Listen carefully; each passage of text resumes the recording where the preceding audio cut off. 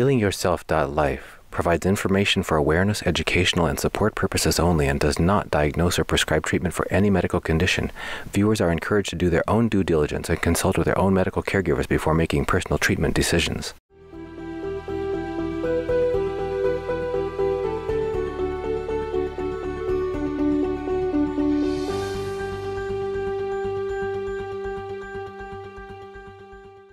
Welcome back to HealingYourself.Life. I'm your host, Dunagun Kaiser. And I'm your co-host, Melody Kaiser. We're here for session number 2 to talk about healing Lyme disease and living through it as a couple.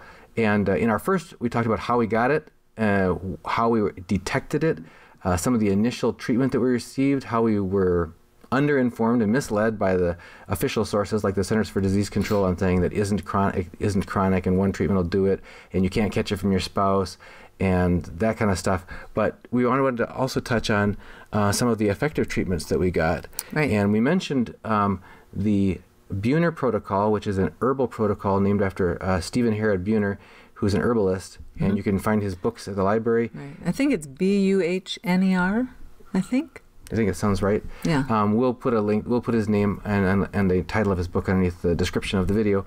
And one of the important things to realize is why the herbal approaches can be so much more healthful for your body they're helping to rebuild, strong drug approaches to try. Because there's real nutrients in the herbs as well. Yeah, because it's been said that, and I remember Dr. Nielsen talking about this in our in his interview on our Reluctant Preppers channel called What You're Not Being Told About Lyme Disease. He said the first order of business for the Lyme spirochetes, once they invade your body, is to try to shut off, to hide themselves from your immune system and shut off your immune system. So really, he said, Lyme disease can be viewed as a failure of the immune system. So the question is, well, how can you strengthen your immune system then? Because rather than just, and this is where, guys, you've heard this before, but there's a big departure in modern Western medicine that it's like it thinks it's going to go use weapons,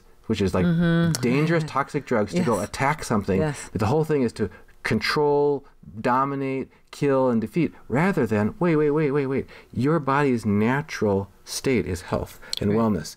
And it's fighting a million things every day that you encounter in your environment. All kinds of stuff it takes care of. So why don't we just make your body supported and allow your immune system to be strengthened and do those things that are synergistic with your wellness. So we're restoring wellness. Just like when you have a healthy lawn, then the weeds can't choke it out. But if you have a stressed lawn, so we started learning a lot about herbal approaches. Also Dr. Rawls, R-A-W-L-S. We'll put a note to his he book. also has a Lyme book out as well. Unlocking Lyme. Yeah. And he and Stephen Herod Buhner talk about specific herbs which, when taken in combination especially, will help to support and strengthen and nurture your body's natural defenses, your natural immune system. Because something you mentioned in our last talk about Lyme, we didn't really dive into, and that's that it will automatically target the areas you've already been injured, or already been weak or diseased before. In one of my pregnancies was my hip. I had an inguinal ligament.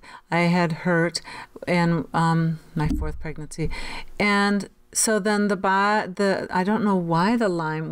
Tell me why the Lyme does that. I can't remember. The theory is, there's a couple theories. One is that if there's already inflammation in an area or there's already damaged tissue, it's an easy place for it to get involved. But it's even scarier than that. It's that your body has chemicals and little parts of you that come to the aid to do either repair, to tear down bad stuff and to build up good stuff when you're healing, when you're repairing.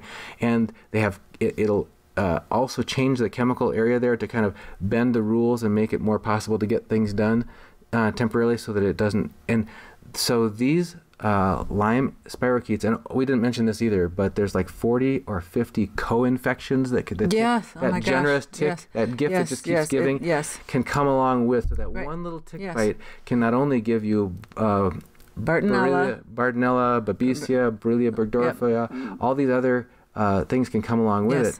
And So they can hit you in all these different places, but they can actually co-opt and hijack and get involved in what your body thinks is the healing process, but they're using those mechanisms that are naturally in your body to then get themselves implanted and buried into and burrowed into those areas. So they get like built into the foundation of the places where your body has already got inflammation or healing going on, so that they get cemented in there, and it becomes part of you. It's not gonna, and that's what we've been told is it's not going to ever not be there. Right. But what you can do is work at exposing it to your immune system, strengthening your immune system, and after you feel worse from all this house cleaning, you'll start to feel a lot better, and it'll be enough better that you can live a very productive and happy life, which is something that we were losing hope of for a while there. Right, exactly. Yes, we felt so miserable and so awful. We wondered, life isn't going to get any better. Is this the new normal? We're not going to remember anything. We're not going to have energy to do anything. We're not going to care about anything.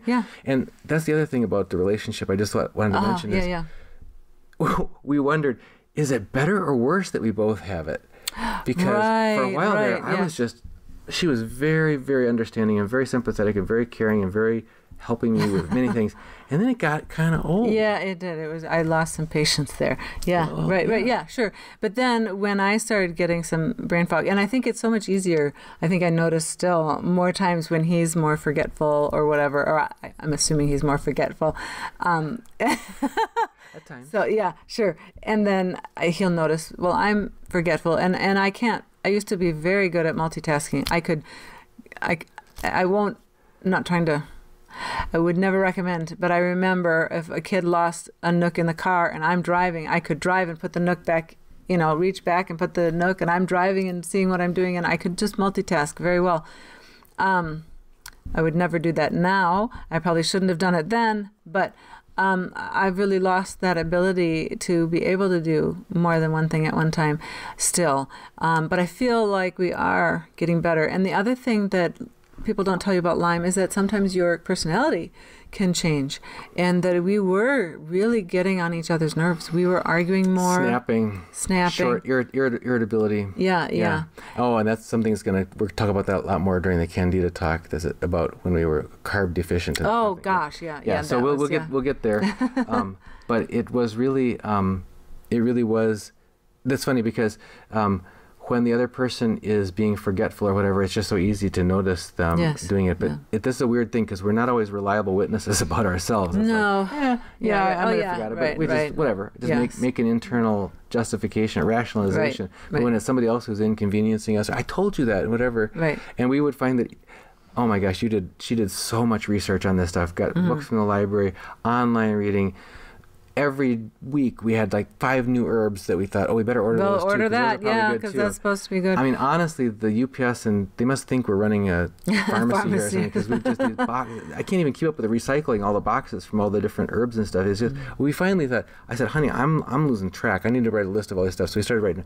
I'm sure it'll be like a couple dozen things. It was over 100 different things we were trying, and it's like, okay, wait a minute, we're just throwing the whole kitchen sink at this. Is this the necessary? Because it's getting to be extremely expensive. Yes, right, exactly. Overburdening and complex. How can we make this manageable for us? Because how do we remember to take all this stuff? Right. Or what it was all good for, and are all these things good to take together? Do you have to space them apart and that kind of thing? But it was that aspect of while you're doing your research, for example, like she mentioned, multitasking. And I think this is a men-women thing. I've heard this from a lot of guys, is that they tend to focus. And their wife says, no, you got to be able to notice everything. And it's like, I can't notice everything because I'm focusing. If you were focusing, you would remember what I said last time we talked about this 37 years ago or whatever. And the wife says, yeah, but you didn't notice that the kid just lit themselves on whatever, their shoes on fire over there. You got to pay attention. I'm focusing. But it got to be where you were doing the research. I realized if I spoke to you, you wouldn't hear me. No. Which is totally different. That is a very different, it's things, that part of me changed. Affecting our brains. That's right. And that's one of the things. That's the scariest part. Some of these Lyme and co-infections can actually cross the blood-brain barrier and get into your brain. They even have a saying, Lyme brain. Yeah. Which means, and it can supposedly actually cause permanent changes if you don't get treatment. So this is nothing to mess around with. It isn't just, I can tough out these aches and pains, or I'll push through it even if I'm tired or whatever. It's like, look, if it's actually causing irreparable harm, you got to do something about it. And what we were finding was that the herbal approach was the most supportive. First I want to say, I think the antibiotics, that the year that we were on antibiotics, yes, it was brutal, but it was powerful. And I don't know that we shouldn't have done it, because I think there was some help in there, even though it was really hard on our bodies. I'm not sure that we would be at the level that we are now. True.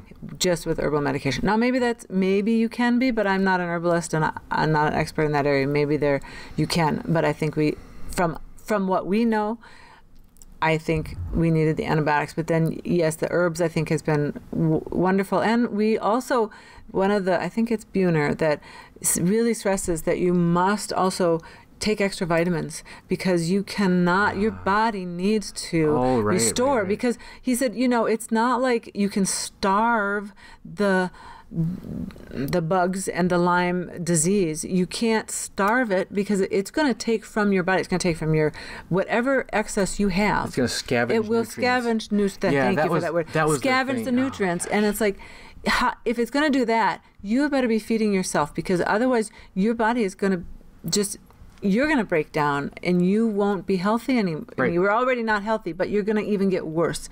And so you go ahead and you feed and feed and feed your body good, healthy things. Nutrient dense, because your body then at least can absorb some of it. And the disease, yes, it's going to get some of it, but hopefully in the meantime, you're also using herbs to kill the Lyme. And to nurture your immune system. That's one of the things, strong. Back to your thing about, they say whatever it is, feed a cold and starve a fever, or vice versa. Don't try to starve Lyme. No. Because if you think, because here's the deal. These guys, these little critters are so sneaky. They're able to, one of the ways that they're able to evade detection by your immune system is by they've shed all the bulk apparatus that a lot of other big bacteria have.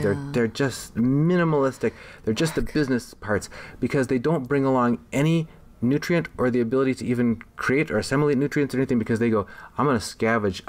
They're like little pirates, and they're going to take whatever they want and get it from you.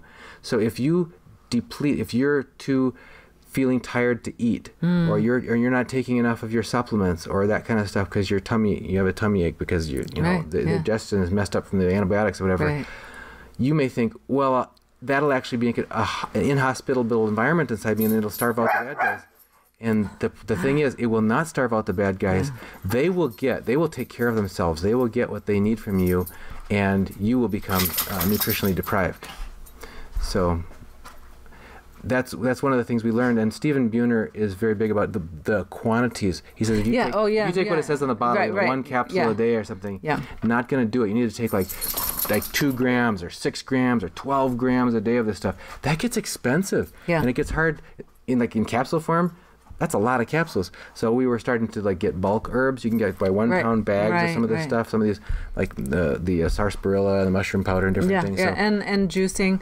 That was such a blessing. We talked about that. Yeah, one of our kids saw. We talked about how much we'd been suffering, and they went ahead. Our son bought us, and daughter-in-law bought us a Omega.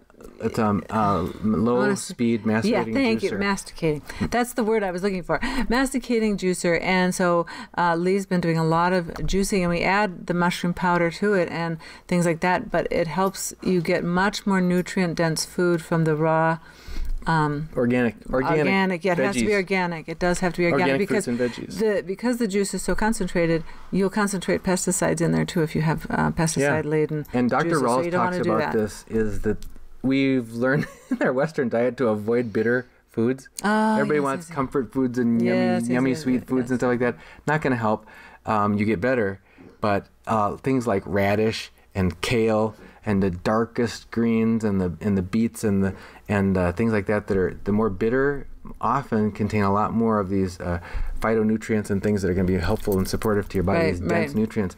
And in the juice, you can take a mixing bowl. By the time you get the organic veggies, cut off the bad parts, get them all cleaned up and sparkling clean, huge mixing bowl, enormous amount of stuff that more than you could eat in a setting. You run it through the juicer and you get this little 8-ounce or 2 8-ounce glasses of juice. Yes. So that's just like super concentrated of those micronutrients to really give your body that boost of support. And because it's a masticating juicer, you also get some of the fiber. You're not, because some juicers, they'll just take out all the fiber, and you're like, well, wait a minute. High-speed extractor, Yeah, and so this one is a masticating one, and you at least get the fiber then too, which is very important as well in your diet. So, the other aspect of the herbal treatment that we learned to appreciate was that the goes that these plants have a wisdom among them, that they've been dealing with illnesses and diseases among plants, but they've learned how to mount a defense. So plants are actually intelligent in the sense that they have effective ways of dealing with infection and that kind of stuff.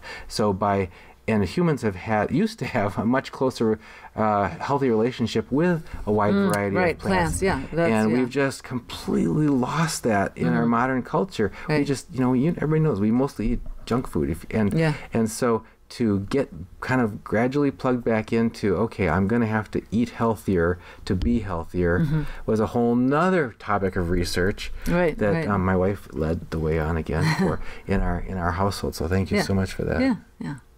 Yeah. So, and I think the other important, I wanted to, people are going to, when you do get sick, you may have not just one single way to health. We're also trying low-dose immunotherapy for our Lyme. And we're hoping that'll work. And it's also, you can do it for Candida as well. So there's more than just one path, I would say, to wellness.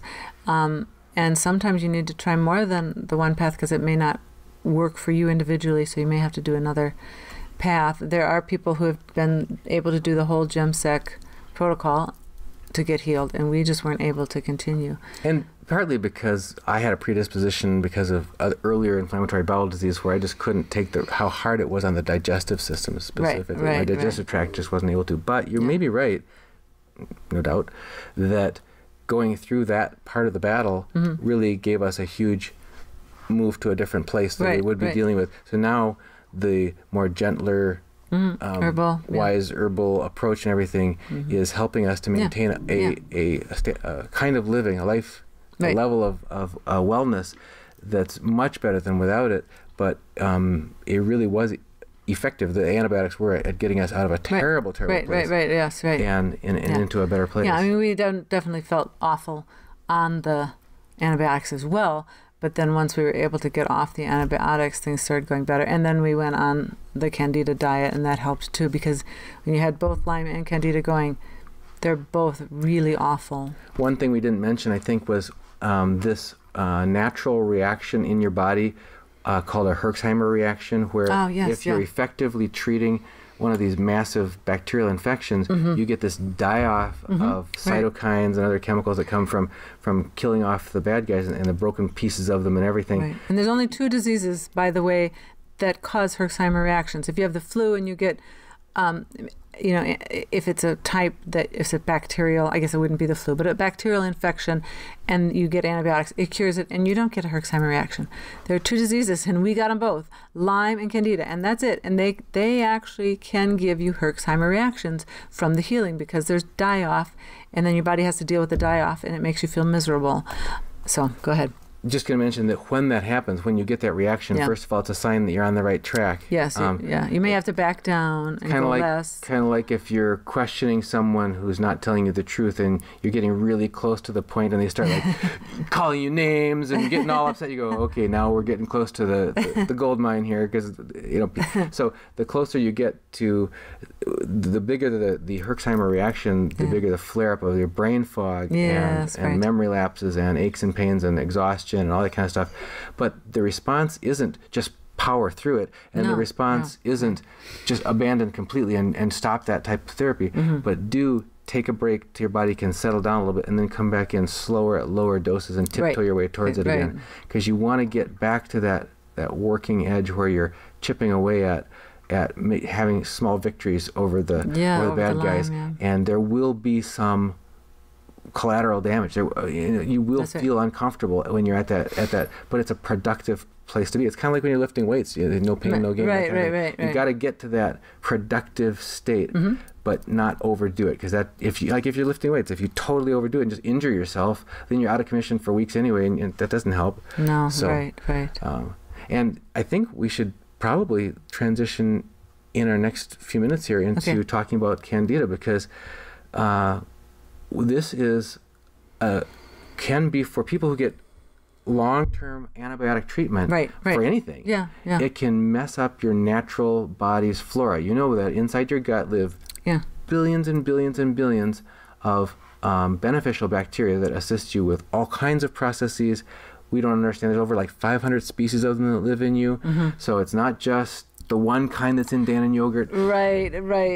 But they get or wiped, cultural, but they can get nearly wiped out. Yes. All the billions of them and all the 500 species by these really powerful antibiotics. Yeah, in fact, they will, because they're not as strong as the Lyme. They're not as strong as some diseases. So they actually can get wiped out. So anybody who's been on antibiotics can, not necessarily, but can get Candida, depending on how well their immune system works. So what is Candida? It's a naturally occurring yeast in your body, in the environment, and it's in everybody's body, but it's held in check by the dominance of your naturally the healthy bacteria that also live in there, the 500 species of them that live inside you. And when those guys get wiped out by chronic antibiotic therapy, then you can get this overgrowth, this bloom, this blossoming of this Candida albicans, which is this yeast. And we'll talk about the horrible things that can do for you and what you do to get rid of that in our next talk. Okay, sounds good. Thanks for joining us again on HealingYourself.Life. I'm Dunagun Kaiser. And I'm Melody Kaiser. And we'll talk to you again about Candida very soon. Yep. Thanks for joining us. Bye-bye.